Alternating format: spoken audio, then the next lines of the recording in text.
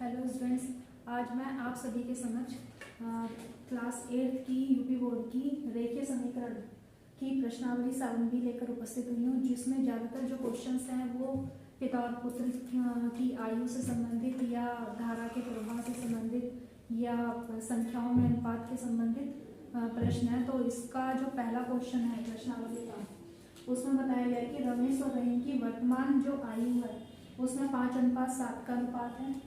यदि रमेश की आयु 9 वर्ष अधिक और रहीम की आयु 9 वर्ष कम होती तो रमेश की आयु रहीम की आयु की दुगनी होती।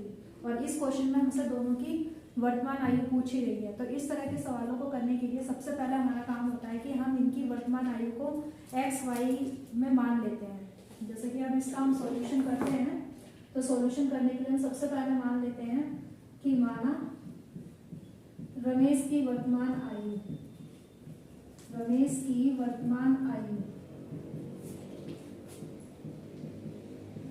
हमने मान ली है, हमारे पास है x वर्ष। ठीक है, इसी तरह से हम मान लेते हैं कि रहीम की जो वर्तमान आयु है, रहीम की वर्तमान आयु वो हमने मान ली अपनी तरफ से कि वो y वर्ष है। ठीक है, अब जो हमारा प्रश्न है वो क्या है, रमेश और रहीम की वर्तमान आयु में अनुपात। तो हम यह मानते हैं प्रश्नानुसार, जो हमारा प्रश्न कह रहा है उसके अनुसार हम क्या कर रहे हैं। रमेश और रहीम की वर्तमान आयु में 5:7 का अनुपात है। वर्तमान आयु कितनी है रमेश की x, रहीम की कितनी है y। अनुपात का मतलब है दोनों को भाग करना है, डिवाइड का साइन आना है। दोनों की आयु में 5:7 का अनुपात है। ठीक है, अब हम काम ये करते हैं कि इनके अगर हम क्रॉस मल्टीप्लाई करें तो x इक्वल्स टू हमारे पास आता है 5/7y। इसको हम इक्वेशन नंबर फर्स्ट मान लेते हैं अपने अनुसार। इसके बाद दूसरी कंडीशन हमसे कह रहे हैं, यदि रमेश की आयु 9 वर्ष अधिक, ठीक है, रमेश की आयु 9 वर्ष अधिक और रहीम की आयु 9 वर्ष कम होती है। तो सबसे पहले हमसे कहा है कि रमेश की आयु, तो हम रमेश की नई आयु निकालते हैं। रमेश की नई आयु अपने अनुसार मान लिया, कितनी कहा है प्रश्न में 9 वर्ष अधिक। पहले हमारे पास वर्तमान कितनी है x, उसमें 9 वर्ष अधिक है तो हम यहाँ पर जोड़ देंगे। इसी तरह से रहीम की जो नई आयु है, रहीम की नई आयु हमसे कहा है कि रहीम की आयु 9 वर्ष कम होती, तो हम क्या करेंगे y में से 9 कम कर देंगे। वर्तमान आयु रहीम की कितनी है 9, सॉरी y, रहीम की वर्तमान आयु है y, उसमें से हमें 9 कम कर देना है। अब हमारा काम है प्रश्न में जो कहा है, प्रश्नानुसार हम फिर से कंडीशन लिखेंगे। प्रश्न हमारा क्या कह रहा है, प्रश्नानुसार रमेश की आयु रहीम की आयु से दुगनी होती है। रमेश की नई आयु कितनी है x+9, रहीम की कितनी है y-9 और इसकी आयु से दुगनी होती है। तो दुगने के लिए हम क्या करेंगे, यहाँ 2 से गुणा कर देंगे इसमें। अब हमारा काम क्या है, इस इक्वेशन को सॉल्व करना। 2 के अंदर गुणा करेंगे 2y, 2 की 9 में करेंगे 2 में 18। अब यहाँ देखिएगा हमने समीकरण 1 में x का मान निकाला है y के पदों में, तो हम क्या करेंगे कि x का मान यहाँ से उठाकर यहाँ रखेंगे, या तो अभी रख दीजिए, ये पहले चर और अचर एक तरफ करके उसके बाद इसको सॉल्व करना है। y को हम इधर ले लेते हैं, x माइनस का 2y, 9 को हम उधर ले जाते हैं, तो ये माइनस का 9 और माइनस का 18 हमारे पास आ गया x माइनस 2y बराबर माइनस का 27। इसको हम कहते हैं समीकरण नंबर 2। अब हम लोग काम क्या करेंगे कि x का मान समीकरण 1 से समीकरण 2 में रखने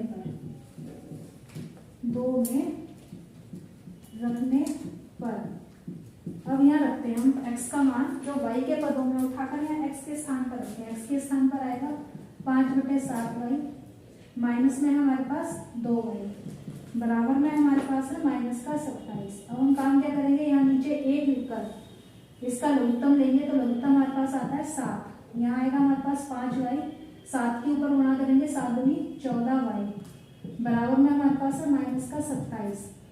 14y में से 5y माइनस करेंगे, हमारे पास आता है माइनस का 9y।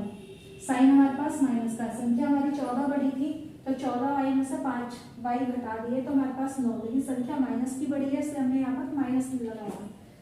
डिवाइड में हमारे पास 7 बराबर में है 27। चाहो तो आप इस माइनस से इस माइनस को काट दीजिए या इग्नोर कर दीजिए, जैसा आपको अच्छा लगता हो।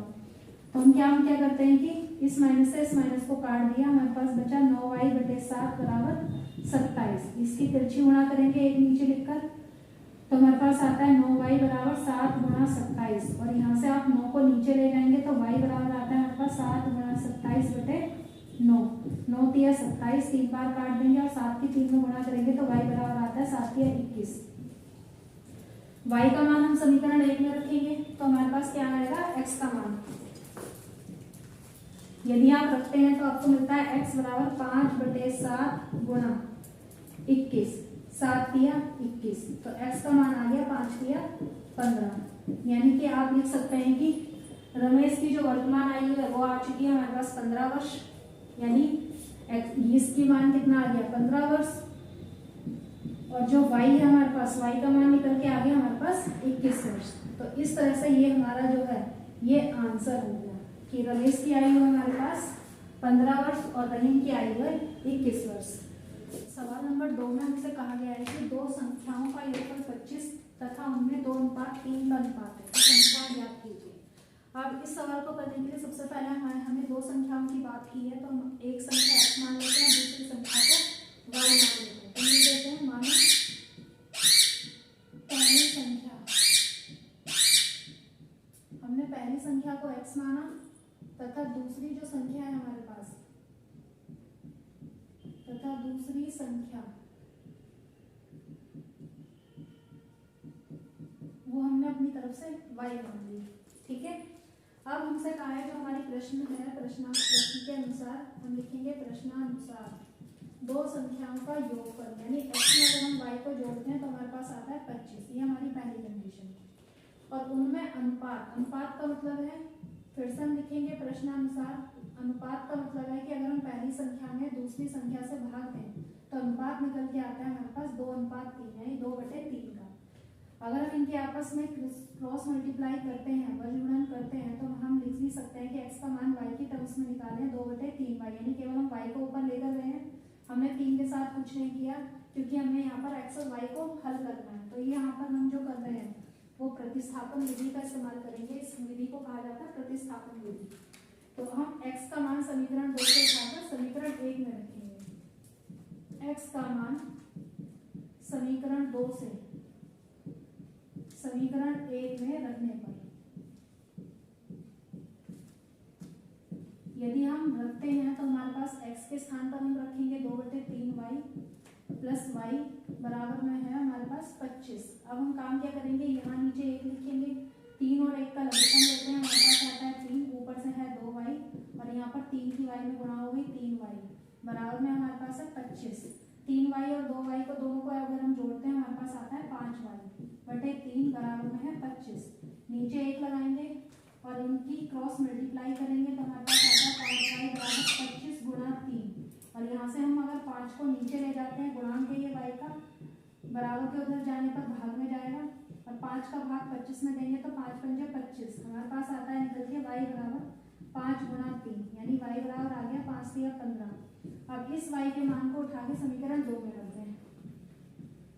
y का मान समीकरण 2 में रखने पर यदि आप रखते हैं तो हमारे निकल कर आता है x बराबर 2/3 गुणा y के स्थान पर 15, 3 पंजे 15, तो x का मान निकल के आता है 2 गुणा 5 और 5 दूनी 10, यानी कि अब हमारे पास पहली संख्या यानी x बराबर आ चुकी है हमारे पास 10 और y बराबर निकल के आया 15।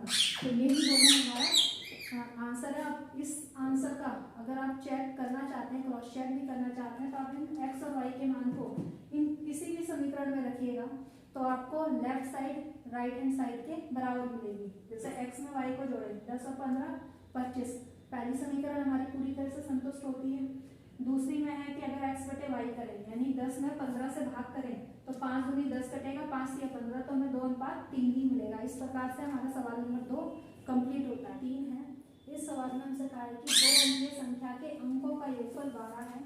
यदि अंकों के स्थान आपस में बदल गए, यानी x अगर पहली संख्या हम x मानते हैं और दूसरी y मानते हैं, तो x के स्थान पर y और y के स्थान पर यदि हम x कर देते हैं तो जो नई संख्या मिलती है वो मूल संख्या से 18 अधिक होती है और हमें संख्या याद करके बतानी है। तो सबसे पहले हमारा वही काम है कि 2 अंकीय संख्या है, ठीक है, दो अंकीय संख्या का मतलब है जिसमें इकाई और दहाई दो अंक होते हैं। जैसे हमारे पास 19 हो गया, इकाई के स्थान पर 9 है और दहाई के स्थान पर 1 है। इस तरीके में संख्या लेनी है। दहाई का स्थान का मतलब है उसमें 10 से गुणा होनी है, तभी हमारी बनती है। 119 है तो 19 को हम कितना लिखेंगे, 10 गुणा 1 यानी दहाई का अंक कितना हो गया 1 और इकाई के स्थान पर 9। तो हमारे पास अंक क्या है, एक ये और एक ये है हमारे अंक। इसी तरह से हमें अंक मानने पड़ेंगे इसमें, जो भी हमारे पास दो अंकीय संख्या के क्वेश्चन होंगे उनमें। तो सबसे पहले मानते हैं, माना दो अंकों वाली संख्या है हमारे पास, दो अंकों की जो संख्या है वो हमने क्या मानी 10x प्लस वाई, यानी इकाई का अंक हमारा y है और दहाई का अंक हमने ले लिया x। अब क्वेश्चन में कहा है कि यदि दो अंकीय संख्या के अंकों का योगफल, तो हमारे पास पहली प्रश्न आती है, प्रश्नानुसार हम लिखते हैं इसका, यदि अंकों को हम जोड़ दें x में यदि y को जोड़ते हैं तो हमारे पास आता है 12। ये हमारी बनती है समीकरण नंबर 1। यदि अंकों के स्थान आपस में बदलते हैं, अंकों के स्थान बदलने पर, अंकों के स्थान बदलने पर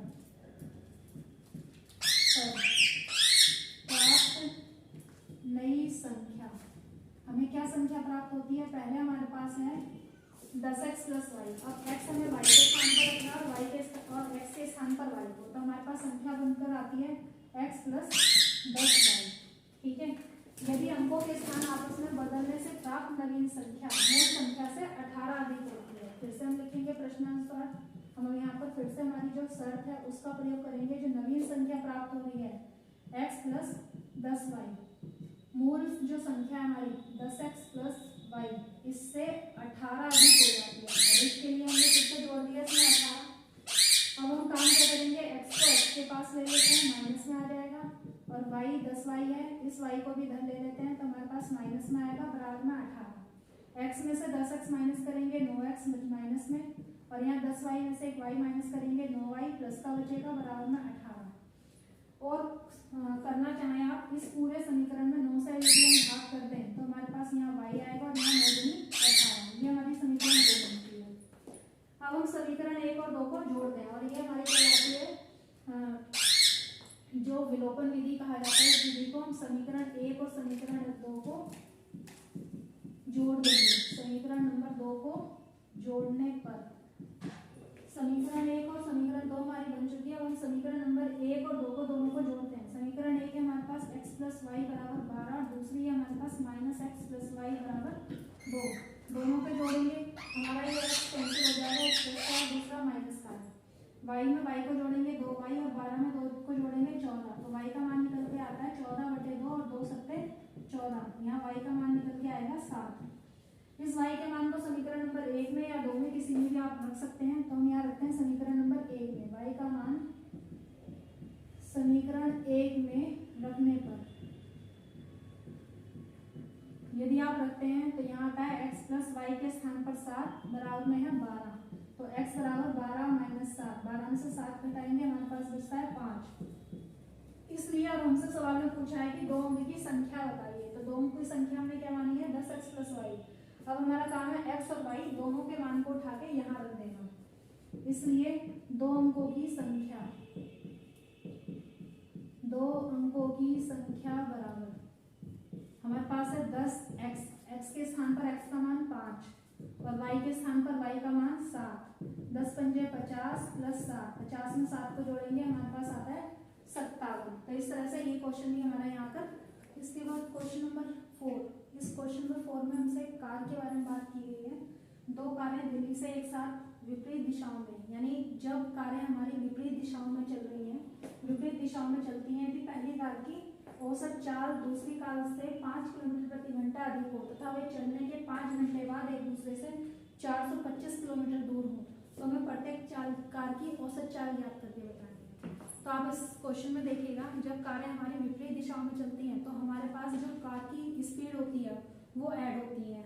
जितनी भी कार होती हैं अपोजिट डायरेक्शन में चलती हैं तो ऐड होती हैं, और अगर सेम डायरेक्शन में चलती हैं तो उनकी जो स्पीड होती है उसको हमें काम क्या करना है कि वो माइनस होती है।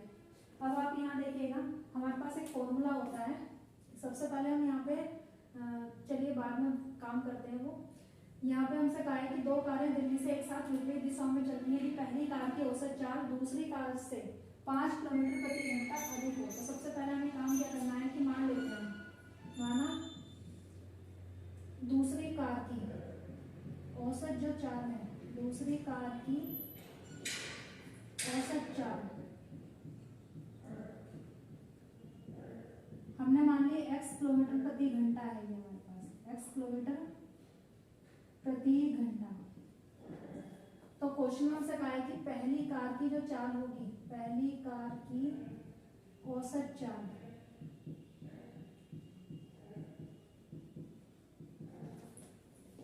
हमसे कहा है कि पहली कार की औसत चाल जो दूसरी कार है उससे 5 किलोमीटर प्रति घंटा अधिक है।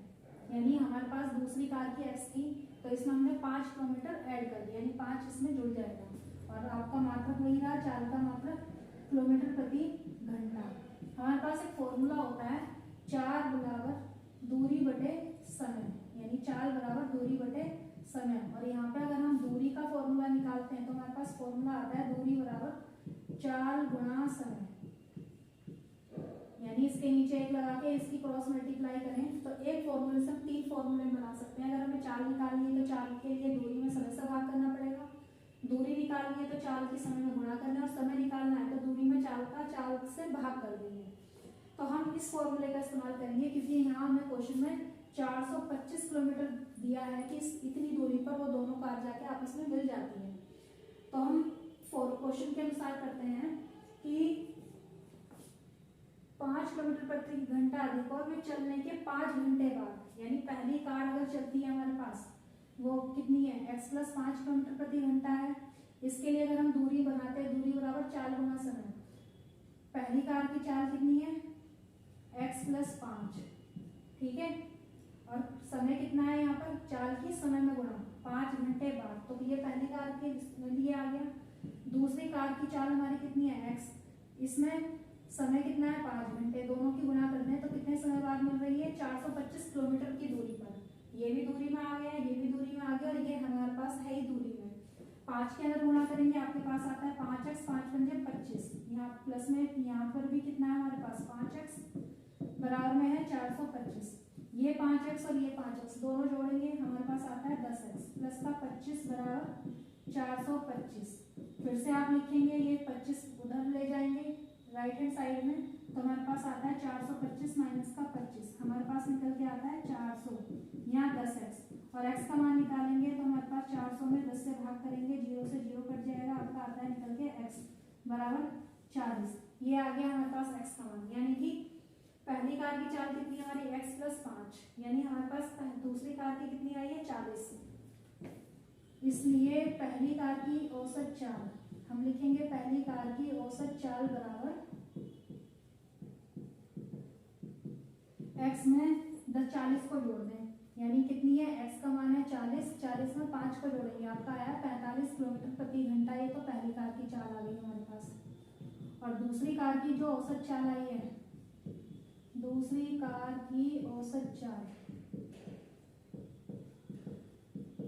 बराबर है, ये कितना है हमारे पास x का मान सीधा सही है 40 किलोमीटर प्रति घंटा। तो ये आपका क्वेश्चन नंबर 4 भी यहाँ पर फिनिश होता है। क्वेश्चन नंबर 5 में हमसे कहा गया है, एक नाव धारा की दिशा में 2 स्थानों की दूरी 4 घंटे में तय करती है, जबकि धारा के विपरीत वही दूरी 5 घंटे में तय करती है। यदि धारा की चाल 2 किलोमीटर प्रति घंटा हो तो शांत जल में नाव की चाल ज्ञात करनी है। तो आप इस तरह के क्वेश्चन में ये समझिएगा कि जब नदी में नाव चलती है, बहाव होता है, तो धारा की अगर हम सेम डायरेक्शन में चलते हैं, धारा जिधर बह रही है यानी हवा जिधर की है उधर ही हम अपनी गाड़ी चला रहे हैं, नाव चला रहे हैं, तो हमें ज़्यादा बल नहीं लगाना पड़ता है, फोर्स नहीं लगती, ज़्यादा आराम से चले जाते हैं। लेकिन अगर धारा के विपरीत हम हवा के ठीक विपरीत चलते हैं तो हमें बहुत मेहनत करनी पड़ती है, तो हमारा जो पावर होता है वो थोड़ी ज़्यादा लगती है। तो इसी तरह से इस सवाल में हमारे पास जो क्वेश्चन में पूछा जाता है, सबसे पहले उसे x मान लेते हैं। नाव की चाल पूछी गई है तो मान लेते हैं, माना नाव की चाल हमने मान ली हमारे पास कितनी है x किलोमीटर प्रति घंटा। सबसे पहला हमारा काम ये है कि हम इसको मान लेते हैं x किलोमीटर प्रति घंटा। अब हमसे कहा है कि यदि धारा की चाल हमें दी गई है, धारा की चाल वो है हमारे पास 2 किलोमीटर प्रति घंटा। ठीक है, अब हमसे कहा है कि क्वेश्चन में कि 4 घंटे यानी दूरी हमारी इतनी है और हम सेम डायरेक्शन में चलते हैं तो वो 4 घंटे में कवर करते हैं, और इतनी दूरी को विपरीत चलते हैं हवा के विपरीत तो हम 5 घंटे में तय करते हैं। हमारे पास एक सूत्र होता है, दूरी बराबर 4 गुना समय। हम इस फॉर्मूले का इस्तेमाल करेंगे। एक तो दूसरी चीज होती है हमारे पास दूरी बराबर 4 गुना समय। सबसे पहले हम अपनी धारा की दिशा में निकालते हैं। धारा की दिशा में नाव की चाल, जब हम धारा की दिशा में देखेंगे तो हमारे पास क्या होगा कि x में इस धारा की चाल को जोड़ देंगे। हमारे पास आता है x + 2 किलोमीटर प्रति घंटा। दूसरी साइड में है हमारे पास धारा के विपरीत नाव की चाल, ये हमारे पास आएगी x - 2 किलोमीटर प्रति घंटा। अब हमारे पास फॉर्मूला क्या है, दूरी बराबर 4 गुना समय। अब हमारे पास क्या है, ये जो दोनों दूरियां हैं वो 400 करेंगे। दोनों दूरियां जो है एक 4 घंटे में कवर हो रही है, दूसरी 5 घंटे में। अगर हम धारा के विपरीत की देखते हैं तो समय की गुणा 4 में करनी, यानी x + 2 की, यानी धारा की दिशा में चलते हैं तो 4 घंटे में, समय कितना है 4। ठीक है, और धारा के विपरीत चलते हैं, कितनी है हमारे पास x - 2, और समय कितना लग रहा है इसमें 5 घंटे। यहाँ कितना आएगा 4x, 4 दूनी 8, यहाँ आएगा 5x और 5 दूनी 10। इस 5x को इधर लेंगे -5x, इस 8 को इधर लेंगे, हमारे पास आता है -8 माइनस का 10, यहाँ माइनस करेंगे -x -18, और यहाँ से आता है हमारे पास x बराबर 18। यानी कि नाव की जो चाल है वो कितनी है 18 किलोमीटर प्रति घंटा। परिमेय संख्या का हर उसके अंश से 3 अधिक है। यदि अंश और हर दोनों में 5 जोड़ दिया जाए तो उसका मान 4/5 होता है। तो संख्या ज्ञात करके हमें बताना। सबसे पहले हमें जानना जरूरी है कि परिमेय संख्या कहते किसे हैं। परिमेय संख्या उस संख्या को कहते हैं जो अंश बटे हर के रूप में लिखी जाती है, जिसका हर कभी भी हमारा 0 ना हो। क्योंकि किसी भी संख्या में अगर हम 0 से भाग करते हैं तो 0 से भाग करने पर उसका मान अनंत चला जाता है, तो वो एक अकल्पनीय संख्या होती है। इसलिए हमारे पास परिमेय संख्या के लिए कभी भी हर में 0 नहीं होना चाहिए। अब हम सबसे पहला हमारा काम है कि परिमेय संख्या पूछी गई है तो इस परिमेय संख्या को मानना पड़ेगा कि क्या मानना। तो सबसे पहले हम लिखते हैं एक परिमेय, यानी क्वेश्चन में ही हमें दिया है परिमेय संख्या का हर उसके अंश से 3 अधिक है। तो परिमेय संख्या मान लेते हैं हमारे पास, माना परिमेय संख्या बराबर परिमेय संख्या का हर, ऊपर वाले को अंश कहते हैं और जो नीचे लिखा जाता है बटे के उसको बोलते हैं हम हर।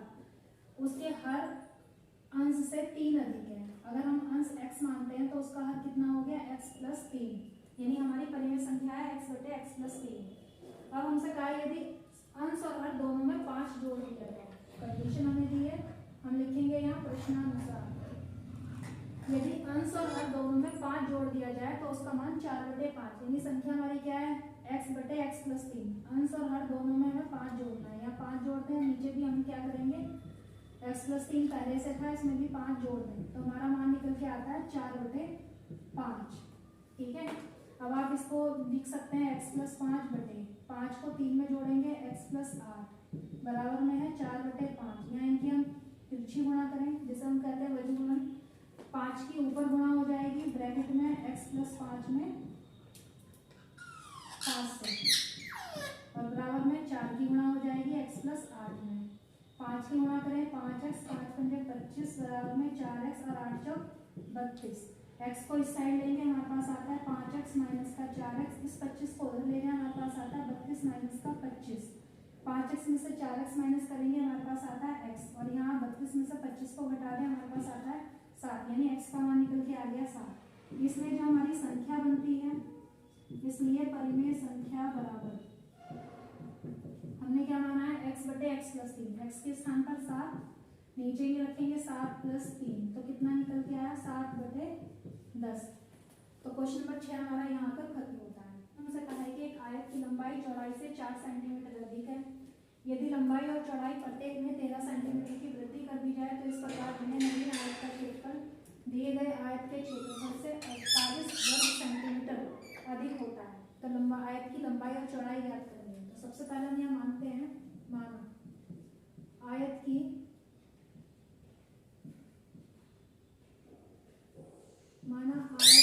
चौड़ाई,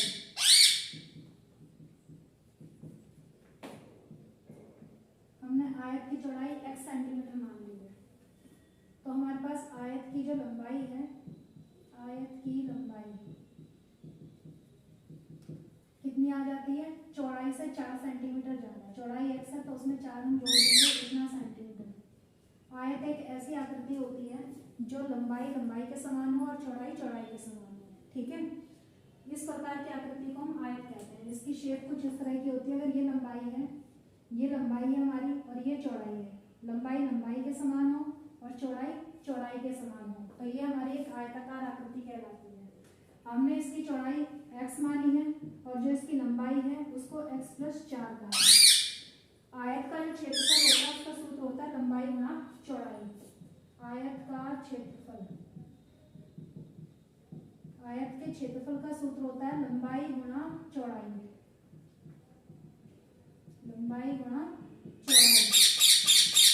अब आप देख सकते हैं लंबाई हमारे पास कितनी है, x+4 और चौड़ाई कितनी है, x। तो हमारे पास x × x+4 ये इसका क्षेत्रफल आ जाता है। हमसे कहा है कि आगे क्वेश्चन में यदि लंबाई और चौड़ाई प्रत्येक में 13 सेंटीमीटर की वृद्धि कर दी जाए, यानी लंबाई को भी 13 बढ़ा दें, लंबाई यदि कितनी है x+4, इसमें भी 13 जोड़ दें और इसमें भी 13 जोड़ दें, तो जो आयत क्षेत्र बनेगा हमारा उसका जो क्षेत्रफल है, यानी नवीन आयत की लंबाई वो निकल के आती है हमारे पास। अभी कितनी है x+4, हमें इसमें भी 13 जोड़ देना है, तो हमारे पास निकल के आती है 13 और 4 17, x+17 इतने सेंटीमीटर। नवीन आयत की अब चौड़ाई निकालते हैं। नवीन आयत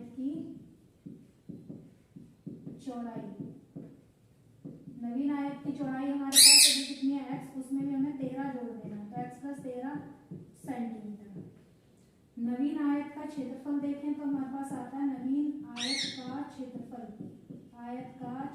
इसमें भी हमें काम क्या करना है, लंबाई में चौड़ाई से गुणा। लंबाई कितनी है x+17 और चौड़ाई कितनी है x+13, इतने वर्ग सेंटीमीटर। अब हमसे जो प्रश्न में कहा है, प्रश्नानुसार यदि लंबाई और चौड़ाई दोनों में 13 की वृद्धि कर दी जाए तो इस प्रकार बने नवीन आयत का क्षेत्रफल दिए गए आयत के क्षेत्रफल से 48।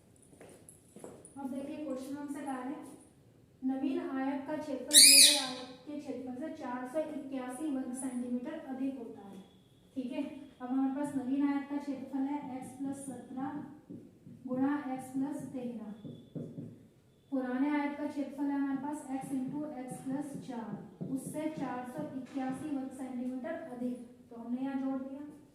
अब इनकी मल्टीप्लिकेशन, x की x में करेंगे x+4, x की 13 में करते हैं 13x, फिर 17 की x में करेंगे 17x, 17 की 13 में करेंगे तो हमारे पास आता है 17 × 51, हाथ लगा 5, 17 × 17 और 5 22, हमारे पास आता है 221। यहाँ इसकी गुणा करेंगे x+4 इसका 4x इसका 481। चाहे तो आप इस x² से इसको काट दें, 13 में 17x जोड़ेंगे आपका आता है निकल के 30x, इस 4x को इधर लाएंगे तो माइनस का 4x, इस 221 को उधर ले जाए तो हमारे पास आता है 481 माइनस का 221। 30x में से 4x घटाएंगे हमारे पास आता है 26x बराबर में 260, और यहाँ से हमारे पास निकल के आता है x बराबर 260 डिवाइडेड बाय 26, 26 धाम 260, तो x का मान निकल के आया हमारे पास 10। इसलिए x क्या थी हमारे पास, आयत की चौड़ाई आ गई हमारे पास, आयत की चौड़ाई बराबर 10 सेंटीमीटर और आयत की लंबाई आई है हमारे पास, आयत की लंबाई इस x में 4 को जोड़ना है यानी 10 + 4 यानी 14 सेंटीमीटर। तो हमारे पास ये दोनों आंसर होते हैं और इस प्रकार से आपकी ये प्रश्नावली खत्म होती है।